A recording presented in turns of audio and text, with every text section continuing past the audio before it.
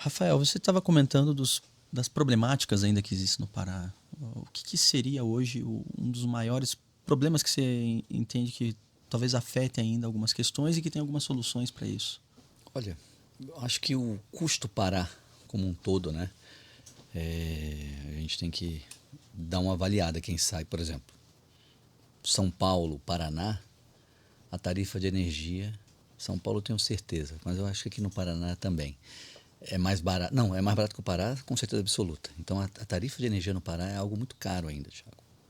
O Pará ele é o segundo maior produtor de energia do Brasil. Perde para São Paulo. São Paulo gera muita energia, mas São Paulo é o maior consumidor. Então o Pará tem grandes usinas hidrelétricas, tem Tucuruí, tem Belo Monte e outras mais. E a gente exporta essa energia.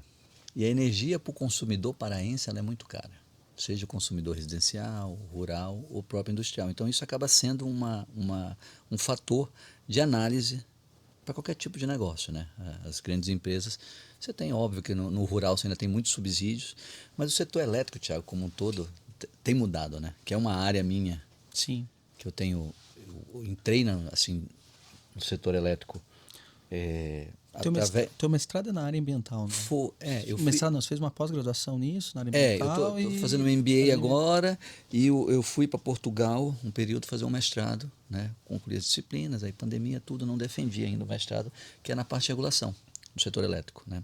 A minha área de pesquisa. Porque eu entrei no setor elétrico é, através da advocacia. O setor elétrico ele é um setor muito jurídico e que ainda é assim desconhecido da maioria da advocacia. É um setor muito regulado, né? A regulação no Brasil ela é nova. Você tem muitas, aí tem a Agência Nacional de Energia Elétrica. Mas se a gente pegar o setor elétrico brasileiro, que aí dentro daí tu tem o Sistema Integrado Nacional, aí tu tem o Operador Nacional do Sistema, o ONS, aí tu tem várias coisas, tu tem a CCEE, Câmara Comercializadora de Energia Elétrica. É um mundo, Thiago. É um mundo e é um mundo que está numa mudança muito grande, né? Para não falar um pouco volto já no Pará, mas falar da transição energética que a gente vive. O Brasil tem uma matriz limpa, que a gente usa muito energia hidrelétrica, né? Mas pasmem, o Pará ainda hoje se queima muito óleo diesel para produzir energia elétrica. E qual que é o fator, Rafael, preponderante disso? É a falta de interligação de algumas localidades. Aí são sistemas isolados. Como, por exemplo, o único estado que não é ligado ao Sistema Integrado Nacional é Roraima. Roraima queima diesel por dia aí de milhões de reais. É caro e é poluente.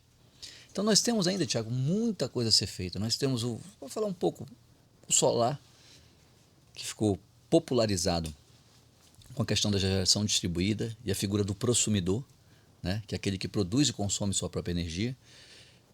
Isso no Pará faz muito sentido, você ser produtor de energia, porque a insolação lá é boa. Né? Tem um jargão no meio do solar que é o seguinte: o pior lugar no Brasil de produzir energia solar, de insolação, é melhor do que o melhor lugar na Alemanha. Então o Brasil é um potencial. O Brasil, eu costumo brincar que o Brasil ele pode ser a Arábia Saudita das energias renováveis. Nós temos muita biomassa, nós temos muito sol, tem vento também no litoral. Nosso litoral é pouco explorado ainda. Nós temos a questão das usinas offshore no mar, que ainda está passível de regulação. Então a gente tem uma possibilidade grande. Agora, por trás disso tudo, vocês têm um sistema que é muito caro. O sistema elétrico ele é caro. E é um sistema que hoje está quase todo mundo insatisfeito. Como era o sistema elétrico, Thiago? Produtor de energia, usina, transmissor de energia, a distribuidora, que é quem entrega para a gente, e o consumidor. Eram essas quatro figuras só. E aí, o produtor aqui, ele não é um monopólio obrigatório. A transmissão é um monopólio obrigatório, aquela linha que vai trazer daqui para a distribuidora é obrigatória. E o consumidor cativo consumia só aqui. Criou-se uma figura do comercializador e o mercado livre de energia. Para não ser Sim. muito chato e mergulhar muito, mas o mercado livre, grandes consumidores começaram a comprar energia de quem? Desse comercializador. Só que quem entrega é o distribuidor ainda. Aí você quebrou em duas contas aqui. Foi aí que eu entrei no setor elétrico. Justamente as ações da Turge e Tust, que elas começaram o questionamento dos grandes consumidores. que encomendaram um parecer jurídico e foram ver que, poxa, na nossa fatura que a gente está pagando aqui a energia da comercializadora ficou mais barato. Mas nossa fatura que a gente paga a distribuição, que é a entrega de energia, porque uma coisa é a tarifa de energia, outra é a tarifa sobre o uso do sistema de distribuição, tarifa sobre o uso do sistema de transmissão, que você paga aqui para poder usar para a energia chegar. Então, olha, esse pequeno recorte que eu dei aqui, olha a quantidade de coisa que é confusa para você ver. Sem dúvida. Isso para o consumidor que paga a sua conta no Pará e acha que é caro, pô, é um absurdo. O cara não entende, mas ele tem a disponibilidade de energia. Só que o que acontece na transição energética hoje? Você tem a curva, duas curvas interessantes. A curva tecnológica, que você está ficando cada vez mais, a tecnologia está avançando, e a curva de preço, que o preço também vai diminuindo a tecnologia. Então se produz mais com menos valor. E aí isso a gente está começando a ter algumas autonomias energéticas ou elétricas de alguns players.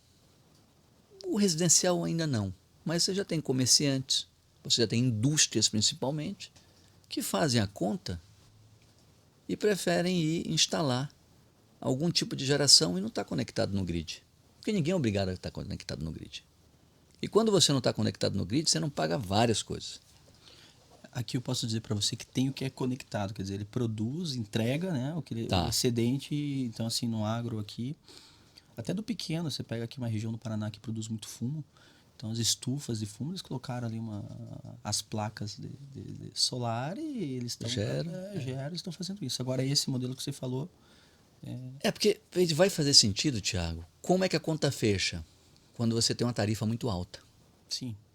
E aí o sistema elétrico, de novo, ele tem um outro problema, ele tem alguns espirais negativos aí, tem uma curva, como diz o professor Carlino, que é um grande especialista lá do Pará, uma boca do jacaré que vai distanciando aqui a tarifa, às vezes, da tarifa do poder de consumo.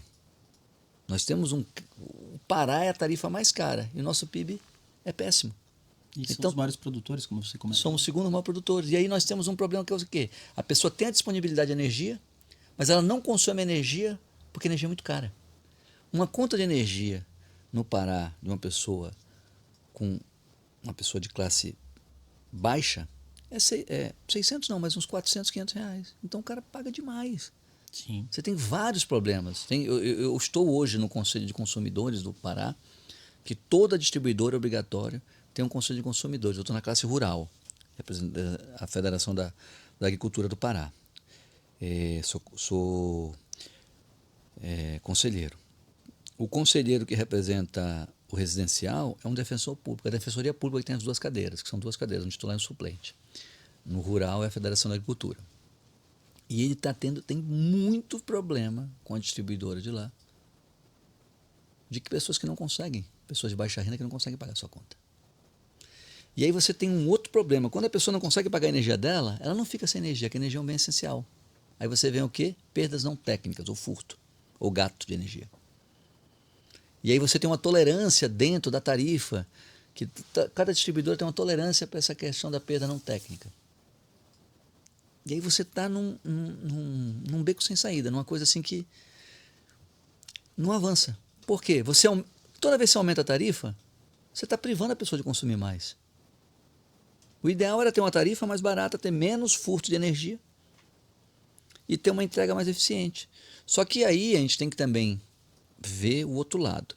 O Pará você tem pouca densidade populacional.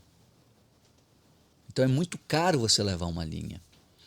E aí entra a transição energética, que não é só você produzir energia renovável. É a forma que você vai consumir a energia. Então os setores elétricos eles começaram, Thiago, muito lá atrás, quando começou o setor elétrico, eles eram todos isolados, eles não eram conectados. Era uma vila que surgia que tinha uma roda d'água. Então, depois que foi tendo essa unificação. Então, com essa curva tecnológica, hoje, eu vejo que o futuro nosso é ter sistemas menores, sistemas isolados. Por exemplo, vamos supor que a gente vai fazer um condomínio num local que a tarifa seja cara e que tenha sol abundante e que se consiga algum tipo de resíduo de biomassa próximo, contínuo. E que as pessoas que vão fazer aquele condomínio não querem estar conectados no grid. Eles vão fazer conta e vão ver se colocarem um gerador a biomassa com mais o solar e um banco de bateria e eventualmente um eólico, Eu tenho um mix de energia e o que eu vou deixar de pagar ali sustenta essa operação num médio prazo de 10 anos.